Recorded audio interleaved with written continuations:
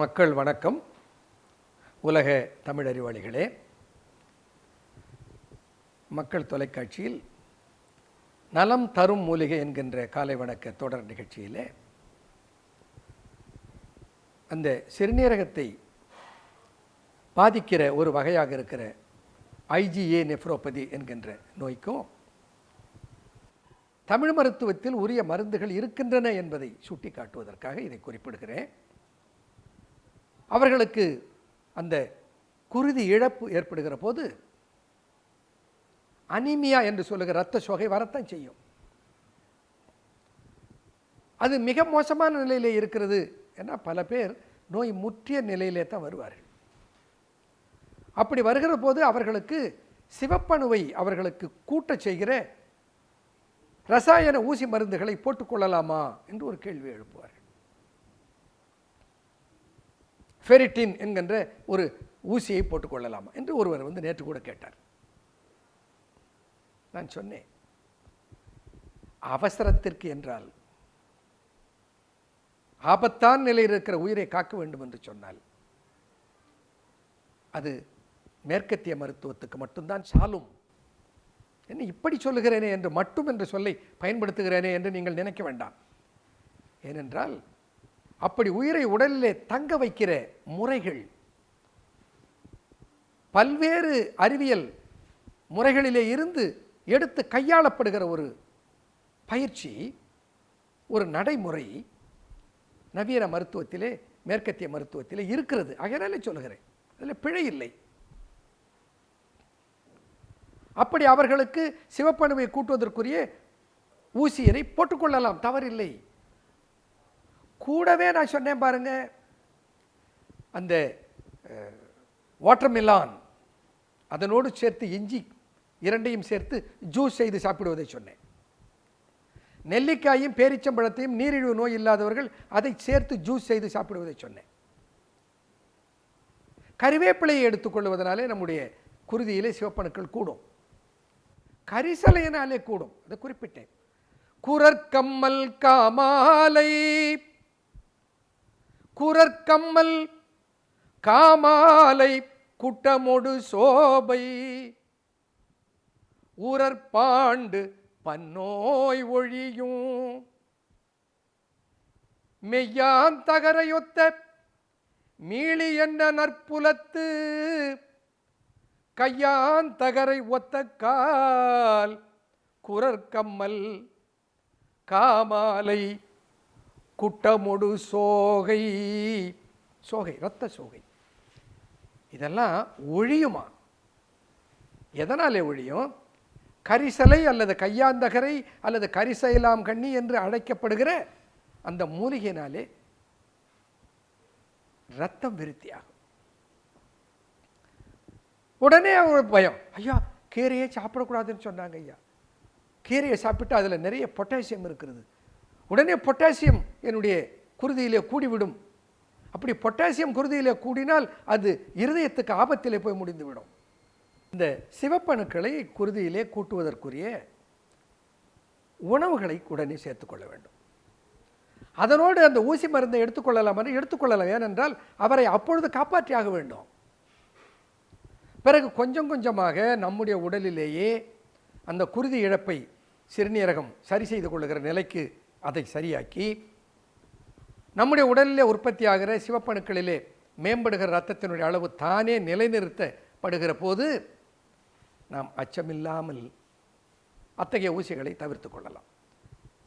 இதில் இன்னொரு பயம், ஐயா இதை தமிழ் மருந்தை எடுக்கிற போது ஆங்கில மருந்தை எடுத்துக்கொள்ளக்கூடாது, மேற்கத்திய மருந்தை எடுத்துக்கொண்டால் அதில் பின்விளைகள் வந்துவிடும், அப்புறம் நாங்கள் பொறுப்பில்லை, எங்களிடத்தில் வராதீர்கள் என்றெல்லாம் சொல்லுகிறார்களே.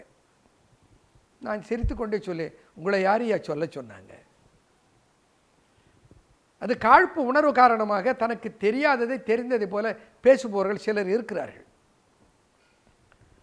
அதனால நாம் பயந்து விட வேண்டாம். என்ன மெத்த படித்தவர்கள் சொல்லுகிறார்கள், இதெல்லாம் சாதாரண நாட்டு வைத்தியர்கள் தானே, இவர்கள் சொல்லுவதை எப்படி எடுத்துக்கொள்வது என்று சிலர் அஞ்சுகிறார்கள்.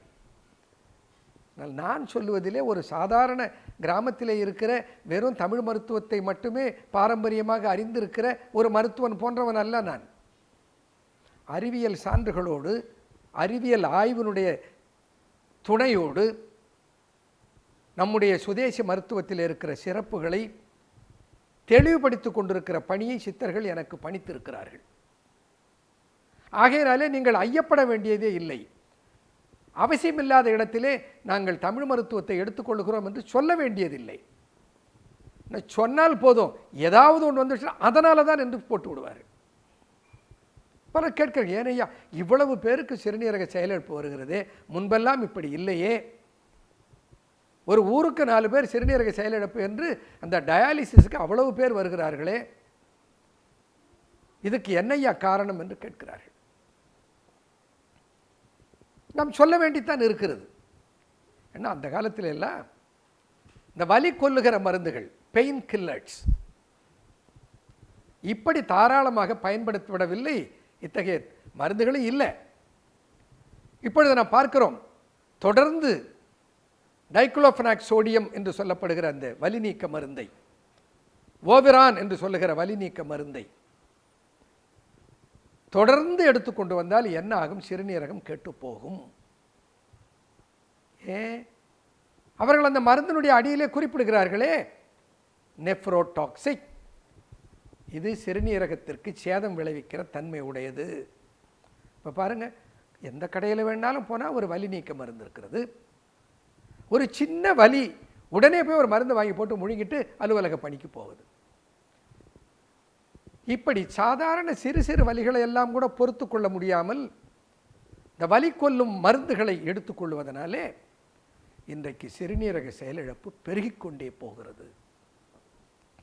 அறியாமையிலே சிலர் சொல்லுவார்கள், இந்த சுதேசி மருந்துகளை, தமிழ் மருந்துகளை எடுத்துக்கொள்வதனாலே சிறுநீரகம் கெட்டு போய்விடும்.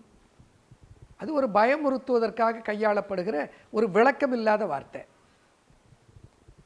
ஒரு 5000 ஆண்டு காலமாக இந்த மண்ணிலே நிலைத்து இருந்த ஒரு மருத்துவம், அப்படி அது சிறுநீரக செயலிழப்பை உருவாக்குமானால் இந்தியாவில் இருக்கிற அத்தனை பேரும் சிறுநீரக செயலிழப்பிலேயே மாண்டு போயிருப்பார்கள். இந்த ஒரு பரம்பரைக்கு முன்னால் வரையிலும் அவ்வளவு சிறுநீரக செயலிழப்பு நோய்கள் இந்த மண்ணிலே இல்லை. அப்போ எங்கிருந்து இதெல்லாம் புதிதாக வந்தது என்றால், என்ன ஒரு புதிய வேதியியல் மருந்துகள் பக்க விளைவாகவும் எதிர் விளைவாகவும் பின் விளைவாகவும் சிறுநீரக செயலிழப்பை உண்டாக்குகின்றன. இது புரிகிறது நமக்கு. சிலர் சிறுநீரக செயலிழப்பில் இருப்பவர்கள் சொல்வார்கள், நான் தொடர்ந்து ஆன்டிபயோட்டிக்ஸ் எடுத்துக்கொண்டிருந்தேன். பாருங்க, சிறுநீரகம் செயலிழந்து விட்டது. இப்படி இந்த சிறுநீரக செயலிழப்புக்கு நாம் எடுத்துக்கொள்ளுகிற வேதியியல் பின் விளைவுகளுள்ள மருந்தும் ஒரு காரணம். அதுவே என்று சொல்ல முடியாது. மருத்துவர்கள் ஆகையினால்தான் அந்த மருந்துகளை எல்லாம் இந்த சிறுநீரக செயலிழப்பிலே குறைபாடு உள்ளவர்களுக்கு கொடுப்பதே இல்லை. ஏன்னா அவர்களுக்கு தெரியும். ஆனால் நாம் தான் செல்ஃப் மெடிக்கேஷனில் இறங்கிட்டோமே. தமிழ் மருத்துவம் சுய மருத்துவமாக பார்த்து கொள்வதற்கு தகுந்த மருத்துவம். ஆனால் மேற்கத்திய மருத்துவம் அப்படி அல்ல. அந்த மருத்துவத்தினுடைய எதிர்விளைவு, பின் விளைவு, பக்க விளைவு, விளைவு, அது வேலை செய்கிற இடம், வேலை செய்கிற முறை என்பதையெல்லாம் தேர்ந்து அறிந்தவர்கள் அந்த மருத்துவத்தில் பாண்டித்யம் பெற்ற டாக்டர்கள். அவர்கள் கொடுப்பதில்லை. ஒரு முறை போய் ஒரு மருந்து சீட்டிலே மருத்துவர் குறித்த மருந்தை வாங்கிவிட்டால் இந்த ஆலோசனை கட்டணம் கொடுப்பதற்கு பயந்து கொண்டே பலர் அந்த சீட்டை கொண்டு போய் மருந்து கடையிலே காட்டி காட்டி தொடர்ந்து அந்த மருந்தை சாப்பிடுவார்கள். அப்படித்தான் பலர் ஸ்டெராய்டுகளையும் வலிக்கொல்லி மருந்துகளையும் எடுத்துக்கொள்கிறார்கள். ஆனால் மருத்துவர்கள், டாக்டர்கள் கொடுப்பதில்லை. எனக்கு தெரியும். இதையெல்லாம் எப்படி சரி செய்வது என்பதே நமக்கு விளங்க மாட்டேன் என்கிறது. அப்போது சிறுநீரக செயல்பாட்டுக்கு இப்படி சில மருந்துகள் காரணம், சில சாயமேற்றிகள் காரணம் என்பதை நான் முன்னமே குறிப்பிட்டிருக்கிறேன். அப்போது குருதியிலே இருக்கிற அழுக்கை அகற்றிக்கொள்ள வேண்டும். குருதி அழுக்கை அகற்றிக்கொள்ளுகிற தாவர உணவை அதிகம் உணவிலே சேர்க்க வேண்டும். தொடர்ந்து பார்க்கலாம். நன்றி, வணக்கம்.